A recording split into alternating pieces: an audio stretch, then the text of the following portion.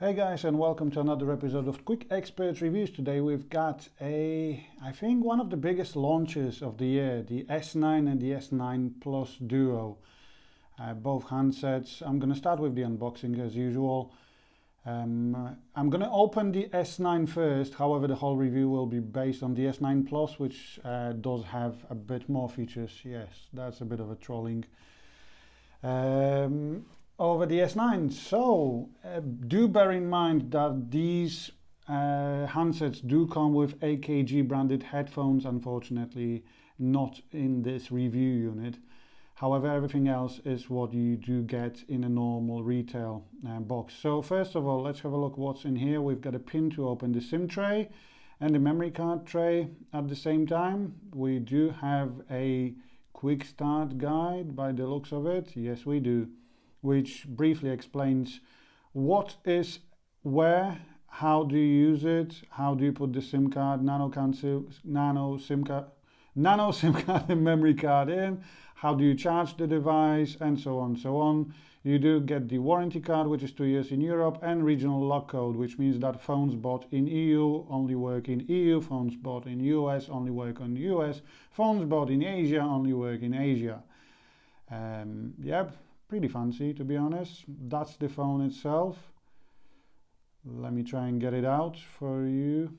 Yeah, so that's the S9 in the lilac purple color, where the S9 Plus is in coral blue color.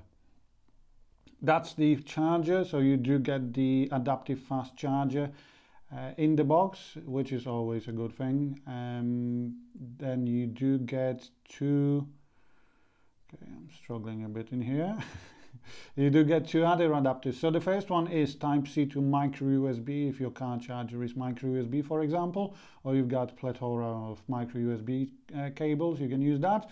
And then the second adapter is the Type-C to full USB. So if you want to connect a controller, you want to connect a mouse, you want to connect an external hard drive or a pen drive, you can do that with this adapter. And you do obviously get the Type-C lead as well. So pretty decent standard layout of the box, pretty decent standard equipment for the box, and so on, so on.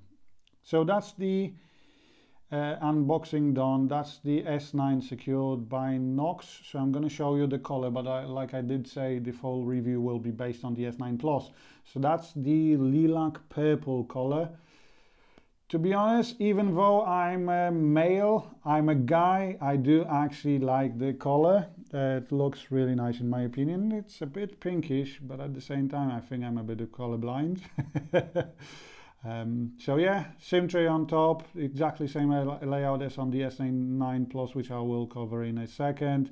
You do get the headphone jack, woohoo, in 2018, and you do get the Type-C, obviously, and a speaker on the bottom. So yeah, that's the S9 for you. Now let's have a look at the S9 Plus, which comes in coral. That's me being foreign, trying to say coral blue. So you do get the fingerprint sensor. You do get dual 12 megapixel camera, one with f-stop 1.5, the other one f-stop 2.4. You do get the heart rate monitor, and you do get the LED flash. Again, speaker, Type-C, and a headphone jack on the bottom, and you do get the SIM tray and the memory card tray on top. Now, you do obviously get 6.2-inch display as well, which is Quad HD.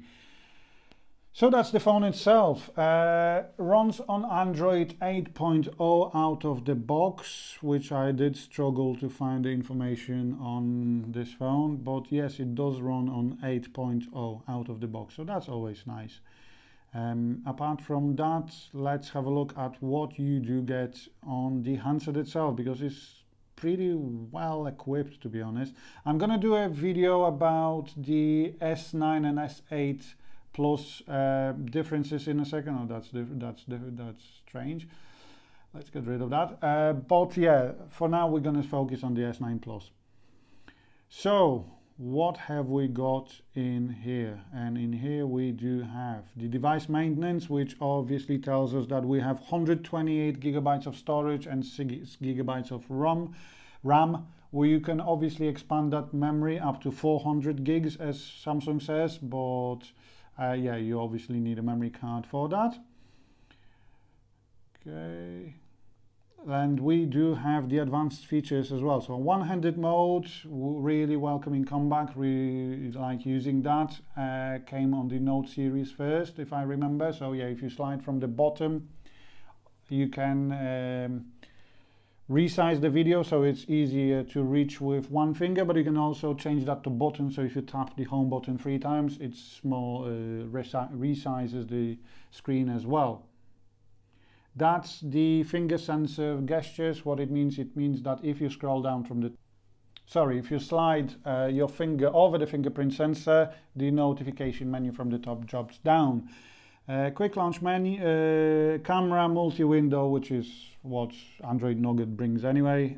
Smart capture, which allows you to capture a screenshot while using your hand, and then palm swipe. Again, it allows you to capture the whole screen from left to right. Direct call, which means that you will answer the phone call without pressing any buttons, just by putting it to your ear. Smart alert, which means that the phone vibrates on the phone when you pick it up. And then easy mute, so you can turn the phone face down, or you can press against with your palm of your hand, and you will mute the oncoming phone call. Video enhancer, that's pretty interesting. Okay, so it enhances image quality of your videos. Wow, amazing. I'm actually surprised it's not in the display department, because that's where you can put the auto brightness on, the blue light filter, which is like a night shift mode. You can adjust the screen quality and colors to be more saturated, less saturated, and so on. Adaptive display, so depending on what you press, that's the color saturatedness, is that a word, that you do get. Obviously, if you'd like to, you can change the screen resolution as well, which, to be honest, I think only Samsung allows you to do, like out of the box, without like rooting your device or using your PC.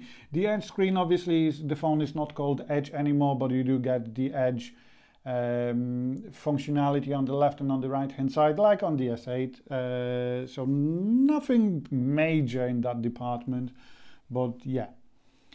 Now, coming back, let's actually see what's built into the phone. So SoundCamp, I've realized that this is actually like GarageBand, but made by Samsung. So if you'd like to, you can compose your own tunes by using like the virtual guitar and keyboard and so on. It's always a nice addition. I would love to see an equivalent for iMovie as well, because at the minute, I think the best option you can get is with Power Director on Android, but yeah. And now let's start focusing on the most important bits for the new phone, which is the Samsung camera. So first of all, Bixby Vision, bit useless. So let's carry on to the super slow-mo. Bixby Vision, I'm sorry, I'm not gonna cover that. That's a bit of a gimmick. So super slow-mo, have a look at that.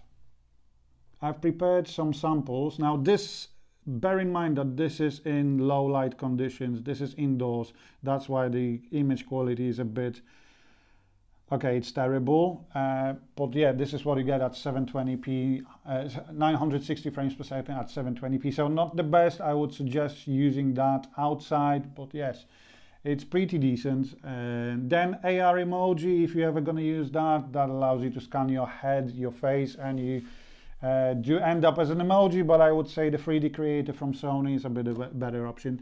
Then obviously we've got the camera, so like I said, f-stop 1.5 to f-stop 2.4 if you want to change that. Now obviously you do get two cameras, both at 12 megapixel at the back, so the second one does allow you to zoom optically up to 2 times, and obviously they are both optically image stable, so you get optical image stabilization on both cameras, which is decent, I would say, at least, because some phones don't get it. Hi Sony, hi Huawei, even on the, like, not, you know, your main primary camera, so that's a bit weird. So you can record videos, obviously, hello, If you'd like to, so let's delve into the settings. So 12 megapixel pictures, 4:3 ratio, split screen view. I don't know why did that just come up. I know how to use split screen, we all know. And now video size, and this is pretty interesting. So if you record, you can record in 60 frames per second in 4K like on the iPhone. However, you don't get the tracking autofocus, and the video stabilization doesn't work in 4K at 60 frames per second, which is weird. But yes, this is a limitation you get. HDR rich tone, that's only for photos. Super slow-mo, so you get multi-take, so you record one video with multi-take, or single take, so you can only record one bit. The front-facing camera allows you to record in full HD. You've got face shape correction that fixes you when the selfie. Grid lines, obviously, if you like to use voice control, so if you say smile or cheese, it will take a picture for you. Floating camera button that moves around, and so on and so on. But yeah, you can still use the heart rate sensor to take a selfie if you'd like to, so you can press that button next to the cameras underneath the LED to take the selfie picture. So I know I've covered camera briefly, but this is just like a hands-on, a brief overview of the phone. And another interesting thing is that the speaker is tuned by AKG, so I'm gonna let you listen to some music and watch some videos shortly, but yeah, in my opinion, they are pretty loud and pretty decent, in my opinion. So yeah, this is literally what you get with the phone, which still supports the quick charge. It runs on Exynos processor here in EU. It costs £929 or £869 for the normal S9. Is it worth it? We'll see when I'm going to compare it with an S8, but yeah, so far it's not that bad. I'm actually quite impressed. Not being a big Samsung fanboy, I am really, really impressed. So thanks for watching, and I'll see you next time, guys. Bye!